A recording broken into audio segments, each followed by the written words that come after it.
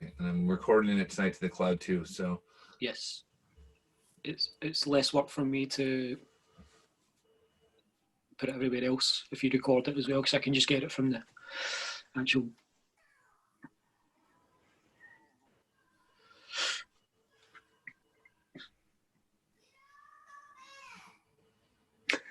Who's that?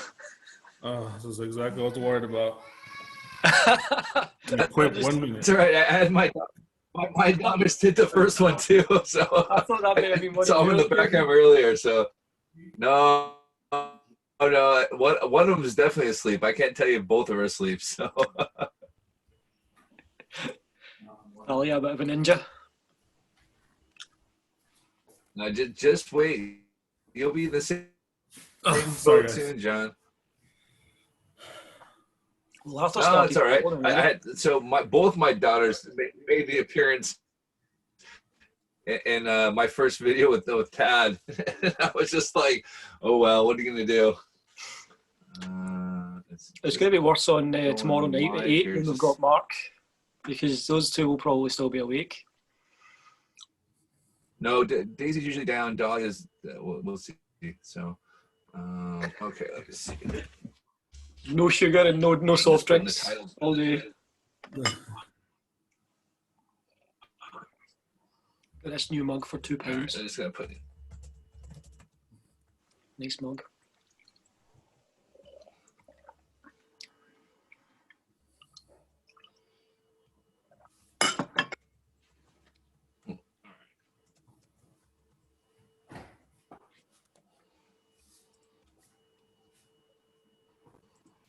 All right, we're live. Okay, I'll just share that around first. Are we live though? Let me just take a second. Might just take a second. This what happened last time. Was this endless loop of getting it live? Yep, we are live. So let me share that around. This will just take a wee minute.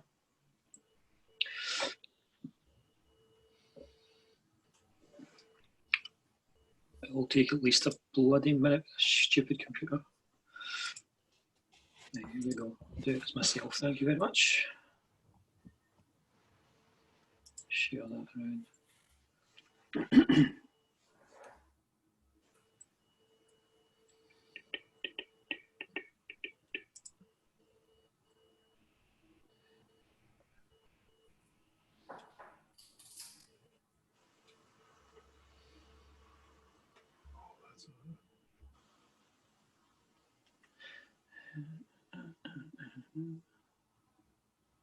And up and there.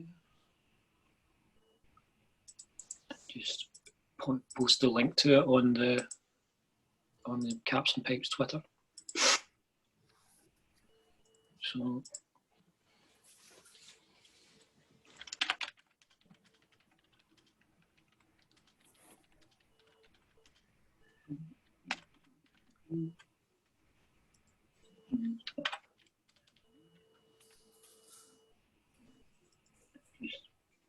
post the link to it on my computer.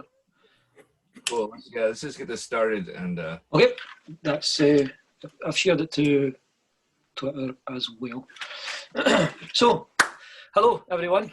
This is John from Ball Caps and Bagpipes, alongside my co-host Jason there. Say hello, Jason. hello, everyone. Good to see you tonight, or afternoon, or wherever you might be. Thanks to those of you who've joined us live, including Stephen Loudon, who says, hello, Jason. Stephen doesn't give a damn about me, evidently, but he says, hello, Jason. Hello, Stephen. Thanks for joining us. This is the first of 2 interviews tonight. We're joined by an excellent artist called Jose Ceja. Jose, would you like to say hello? Hello, everyone. Nice to meet everybody. So yeah, you're one of the over 75 artists involved with the Negro Leagues Baseball Museum art fundraiser that's coming up. First off, would you like to tell us about your baseball background as in general? Did you play growing up, and if so, to what level? I did. I started in Little League, about 10 years old. So from Little League all the way throughout, high school. Played maybe one summer of college ball. And that's about it as far as like really school and organized ball. I played a little bit outside independent leagues here and there. Went through a few injuries, and once my second daughter was born, I had to take a little break and haven't been back since. But she's 4 now, so hopefully we'll get back into it sooner or later. Sounds like a familiar story. Yeah, I have two daughters. They both play softball, so I coach them. So I'm kind of living through them now. Excellent. But yeah, so yeah, I've been a big baseball guy for a long time. So where are you from, Jose? Do you have a major league team that you follow? Yeah, Angels are my team. I'm right around the corner from them. I was born in Anaheim, California, so been in here my whole life. So on a scale of 1 to 10, how adamant are you then that it's the Anaheim Angels and not the Los Angeles Angels? It will be Anaheim in my eyes forever. Come on, it's the California Angels. It's always going to be the California Angels. Right? I don't mind California either, but yeah, will never be LA Angels for me, that's for sure. So tell us about your favorite baseball memories then from growing up. Game? Honestly, games that stand out are I was there for the no-hitter that Felix Pena threw after the passing of Tyler Skaggs. Right. That was just amazing. That's probably top 3. Another top game that I remember has actually nothing to do with the Angels. It was Angel Stadium, but it was my dad actually was able to get me tickets right behind the visitors on deck circle, and we got to go see the Chicago White Sox. And I was a huge Frank Thomas Big Hurt fan. He was like my idol. So I was able to see him for the first time in person. Guy was huge, humongous. So I still remember that like it was yesterday. Brilliant. On that, do you have anything to ask Jason on that particular side of things? So you mentioned that you played ball in high school and college. What position did you play? Mostly in high school, I played outfield. Right. Outfield, a little bit of third base and first base. And then after high school, I started pitching, and that's when I tore up my arm. See, Yeah. you must throw hard because I'm known as like the Jamie Moyer of the Scotland League because I don't think I can break 60 miles per hour, but I can throw 400 balls a day, no problem. So Yeah, no, so you're clearly throwing harder than I am. a little bit probably harder than 60, but not too much more. No, I just didn't take care of it. So I can confirm that Jason there is the Scottish Jamie Moyer, and his curveball gave me nightmares back in the day. Fortunately, I played with Jason more than I played against him. But yeah, always tough to face. So those softer throwers are always the worst to pop on the mounds because you're expecting fastball, you get something more like a change up. Yeah, mess you around. My fastball and changeup were the same pitch. Let's be honest here. Come on.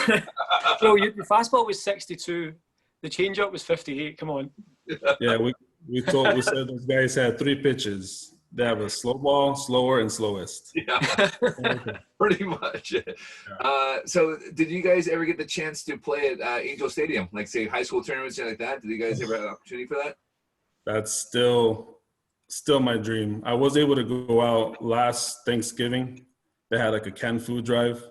So where you donate cans and you get out to have some BP out there, shack some balls. My high school that I went to actually made it to the championship and played on the field the year after I graduated. Oh no, that's terrible. Oh no. So the few seniors that we graduated, it was the same team. We were good, except we lost me and a couple other seniors, and they made it the next season. Oh no. Yeah, that kind of hurt, but no, never got to play at a big league like that. So That's a shame. Like I said, it's a lot of fun. I got to go in the Kingdom. And somehow they arranged a high school game, and it was very odd because it was the field, the turf. You could dribble the baseball, and I just the sponge behind it was absolutely crazy there. Wow. And playing in a 60,000 stadium with maybe 150 people in there was really odd. Yeah. So I can feel what the pros are going through now. I've been there. I know exactly what it's like. And yet still the attendance that day was higher than the average Mariner game. Oh, ouch. Ouch. So we were chatting with Robbie Arnson, who, Robbie was, let's see. No, it was Robbie. Yeah, he did the Matchsticks. It was his retail shop, and FC Fielder's Choice Goods. He's in the same area as you, and he's a massive Angels fan as well. So I'm going to ask you the same question I asked him. How do you feel about Mike Trout's best years being wasted right now?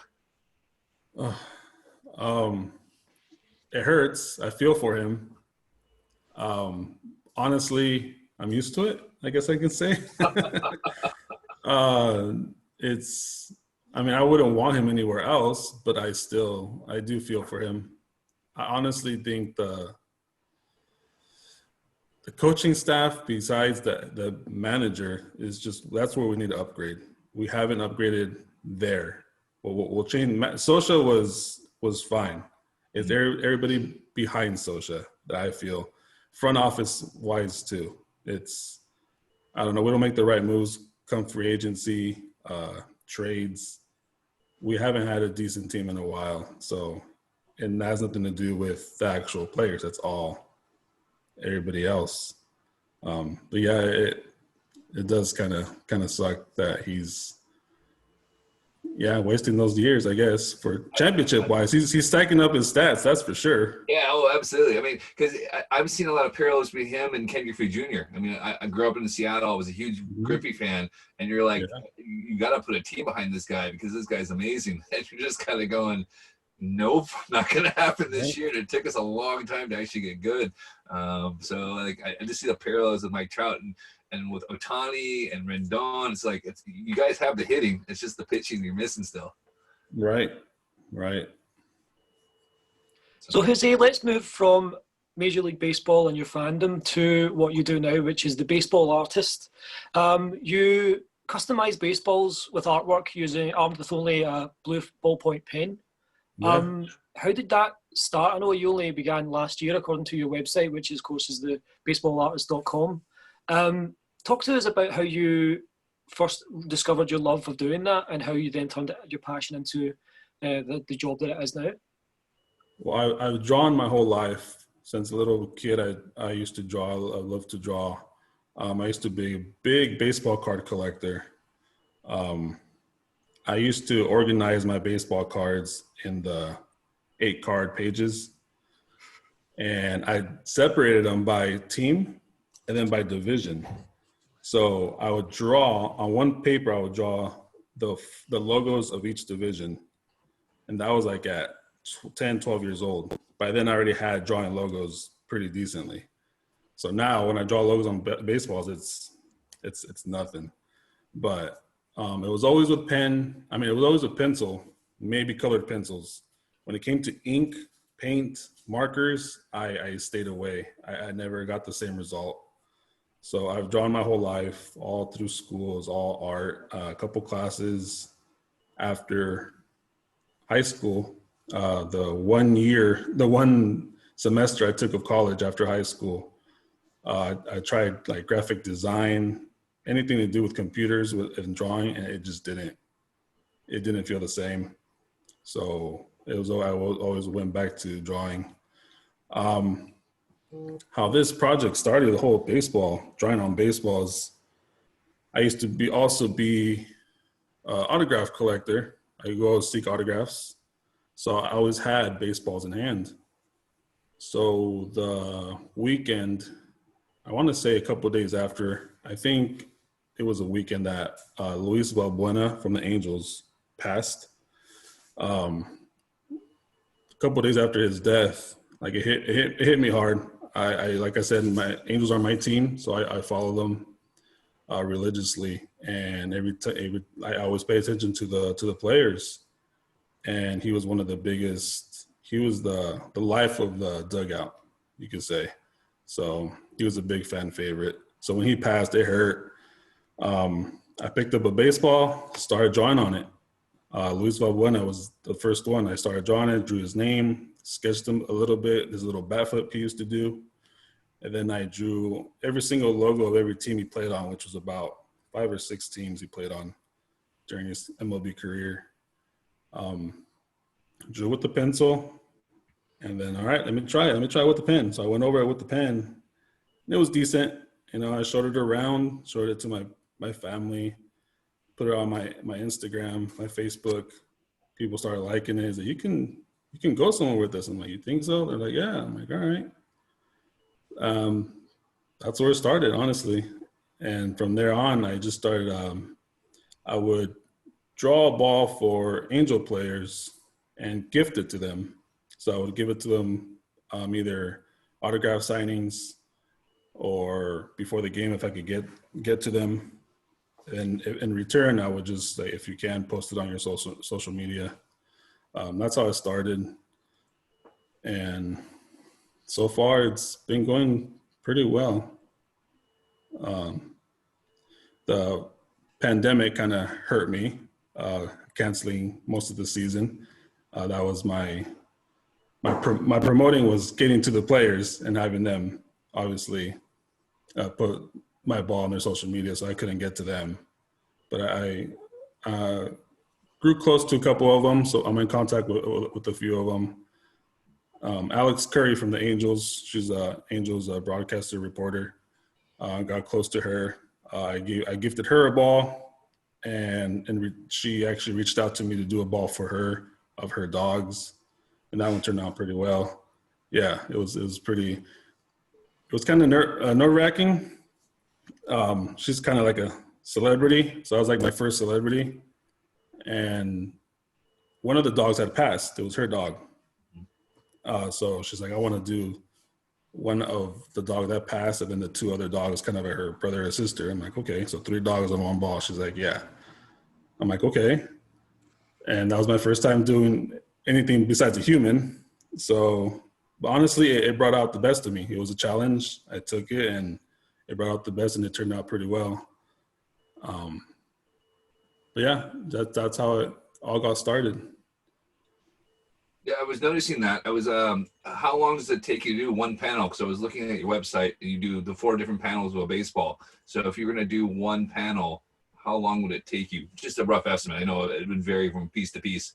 Yeah, it varies on the sketch. It varies on the person, player, pet, whatever it is. Depends on the reference picture, how clear it is, detailed. I'd say about, for actual sketch, maybe 3 to 4 hours. Not too bad. Not too bad. I was going to say, and who was the first MLB player you gave a ball to? First MLB player was Keenan Middleton of the Angels. Mm-hmm. I remember him. He had the Angels had what's it called? Moving Day, I think it is called. Mm-hmm. Andrew Heaney. I might be mistaken other players that were there to sign, but I know I gave him a ball, and he loved it.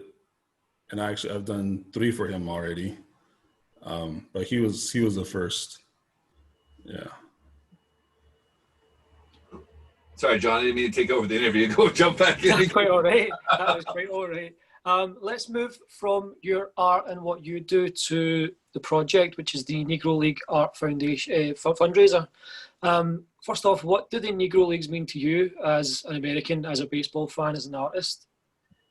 And also, how did you get involved in the project? Oh, it means a lot. I mean, as I said earlier, my idol was Frank Thomas, and right after him, very close is Griffey. Those 2 guys, I mean, they were like the life of MLB back in the day. Without them, who knows? So for the Negro Leagues, that had paved the way for them.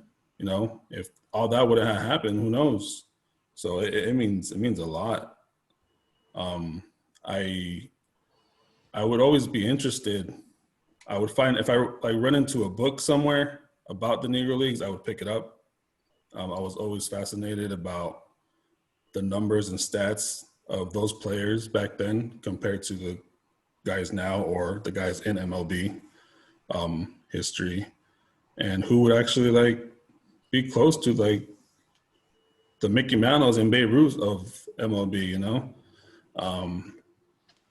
But yeah, it means a lot. And for me, it was a huge honor.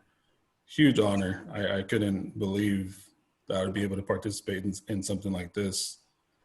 How I found out was the guy that put it together, Tad reached out to me on Instagram, and I was like, without a doubt, of course, yes, I'll do it. I mean, it wasn't that, you didn't have to do much for me to say yes. You know, it's huge. It's huge. So what have you put together for the fundraiser? Right now, I got a little something going on Instagram. I did like a little bracket. So I have my 3 or 4 guys I want to do a ball of. And then I have 4 other guys, Roop Foster, Turkey Stearns, Mule Suttles, and who's the 4th guy? I had 4 guys. I did a bracket of them, kind of like a playoff bracket. Mm-hmm. Yeah. So people would vote who, and then tell the winner would be that's the 4th or 5th ball I would do. So something like that. I did that. I started that on Instagram. So far, that's about it. I haven't announced yet as to who I'm going to do yet. I do want to try to stay away from the people that everybody else does, the Satchel Paige, just Jackie Robinson.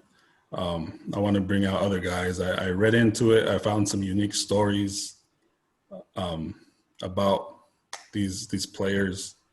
So for now, that's what I have going on. Nothing yet.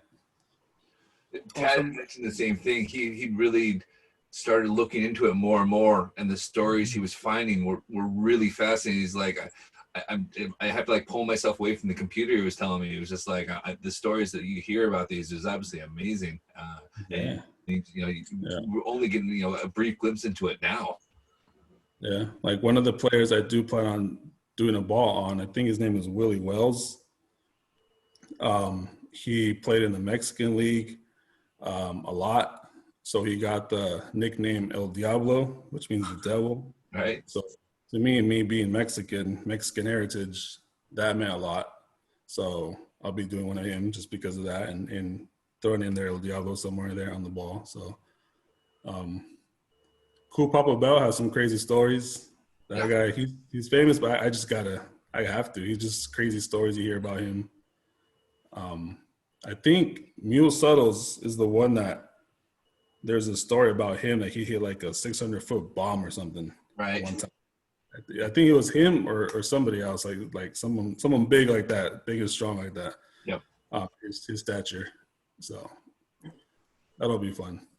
Yeah, it's been fun. Like I said, I've been trying to do some research here and there and find what I can, and it's I guess it's more accessible for us now. So we say like I graduated high school in '94, and whatever information was whatever the library had for me, I wouldn't have known any difference. I wonder if it was the same for you. Now we have access to this stuff and go, oh wow, there's a lot more information, and now I'm curious because I have the time to find out more.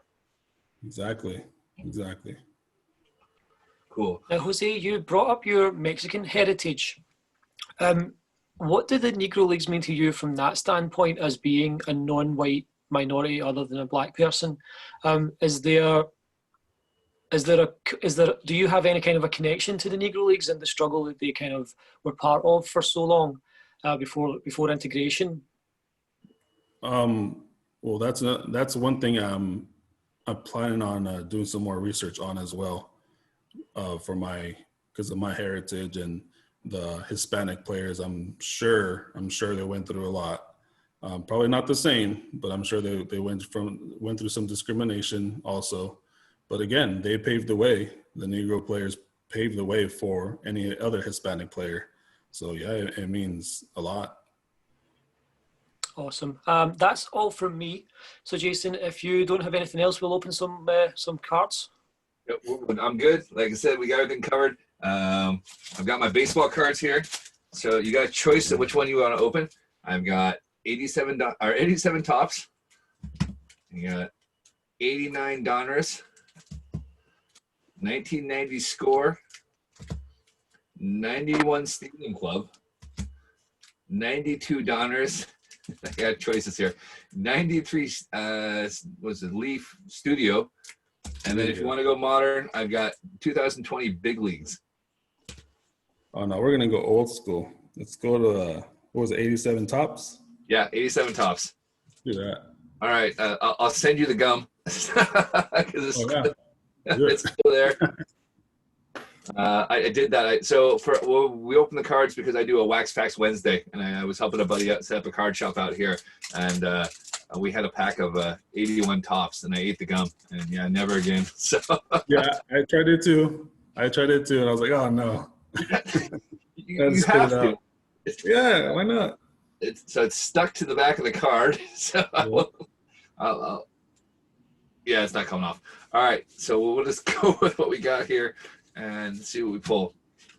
So we'll start off with the 86 record breaker. We got Davey Lopes. I remember Davey Lopes. Was it? Yep.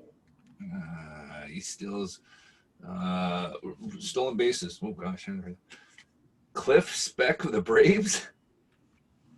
I'm lost. You heard it? Have you ever heard of this guy? I don't even remember. I collected 87 tops. I don't remember this guy. Not that guy. Ozzie Virgil. Yeah, heard of him. Yeah, he was a catcher. He kind of bounced around. But I remember him. You'll know this guy. Mike Schmidt. Oh, yeah. So we got I have an order for him. Oh, do you? All right. Yeah. Yeah. Is it a Mike Schmidt collector or a fan or just That's likely. cool? Yeah. Okay. Luis Aquino. The pitcher. I don't remember him much. No. A lot of people would recognize this guy. Mitch Wild Thing Williams. Wild Thing. Yeah. So he has his rookie card here. Let's see. Yeah, that's his first year there. Of course, known for giving up the home run. It was a 92, 91 World Series. Yeah, it's Carter. Here you go. Here's another random Yankee. John's a Yankee fan. So you got Joel Skinner. Mm-hmm. I think it actually was Joel Skinner. Haven't heard of him. Oh, man. Ray Soft. Yeah, but again, no, we're not having much luck here. Was that a catcher named Soft? No, he's a pitcher. So he is definitely a pitcher. I thought he was a pitcher, a catcher there. I was thinking like a catcher named Soft. He would have gotten some amount of abuse for that. Terry Pohl. He was an outfielder for the Astros quite a long time. Yeah. Terry Pohl. Terry Pohl. There was also a player named Dick Pohl, wasn't there? There was Dick Pohl, yes. And he played for the Portland Beavers as well, too. So got it all covered. Brilliant. All right, we've got The Rock, Tim Raines, and his Expo stuff. That's you like the powder or the white ones jerseys there, but you always see Tim Raines in his later years and those 90 cards playing for random teams there. It's never any fun. Yeah. Tim Raines was a Yankee, wasn't he, at one point? I think so. He kind of bounced around those later years. Because he was in VR Baseball 99, which is one of the earliest video games I played. And he was there. He was on there. He knows everything post 99. That's the only reason he knows anything after. Everything else is like, never heard of that guy. We opened up a pack of cards. He didn't know anybody. I was like, okay, fair enough. We'll just stop opening cards with you. I'm well versed in the 1970s Yankees, but that's more or less it. And the 1902 Baltimore Orioles. All right, we got Ozzie Guillen. Yep, he was the White Sox manager when they won the World Series. All right, yes. I got one for you, Jose. Let's see if I've you been doing a ball for Ozzie too. I got in contact with Ozzie. Oh awesome. Yeah, Brilliant. Yeah, he That's wants cool. a ball of himself. Of course it is. All right. Have you started it yet? Is there any pictures of it yet, or is it just a commission that he'll have to wait till he shares it? It was just a gift. I contacted him. He replied. I'm like, send me a few pictures. Actually, I think he liked one of my posts. He liked one that I messaged him. Like, I'll do one for you. In return, just throw it on your social. He's like, all right. Send me a few pics. He's like, all right. He sent me a few pictures. Nice. So, that's cool. Yeah. It's always nice cool when you get people actually that reach out to you and actually respond to things there.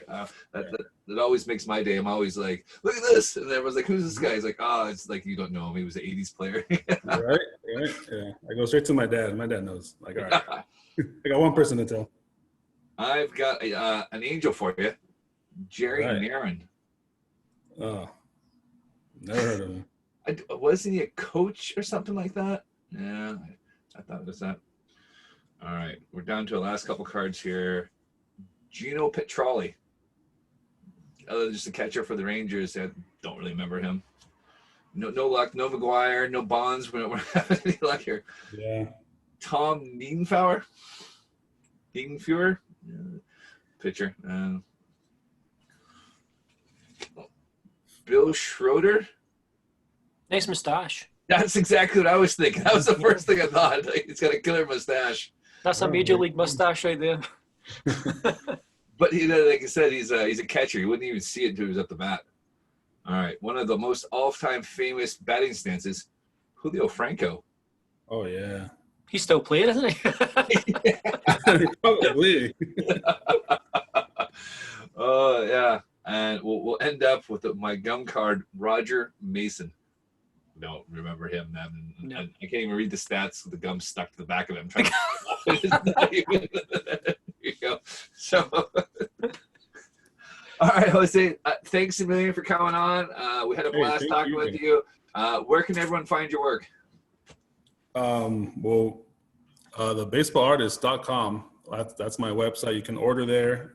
There's a gallery there. Little info about myself. You could follow me on Instagram at The Baseball Artist. That's where I have my every single project or ball or commission I do will be posted there, along on Facebook as well, The Baseball Artist. I'm also on Twitter. Don't do it that much. I'm getting there. That I think is _ Baseball Artist. It is. I had you today, so that's definitely it. Yeah. But thank you guys. This was fun. I really appreciate you guys doing this, for not just for me, but all the artists in this virtual show fundraiser. That's going to be really, really fun. Like I said, for us, like I was talking beforehand with you. I was saying there's only 100 people that play baseball in Scotland. So for us, chance to talk baseball is something like we don't care. We're sitting up to 1 o'clock in the morning. This is a lot of fun for us. Yeah, thank you so much for joining us tonight, Jose, and hope to chat with you again soon, man. Keep us posted on your latest projects. I will. Thank you. Good meeting you. It was fun. Yeah, man. And you, man. If ever we're back your way, we'll catch an Angels game. Yeah, for sure. For sure. Cool. All right, man. Have a good one, Jose. All right. You too, guys. See ya. Bye-bye. Bye.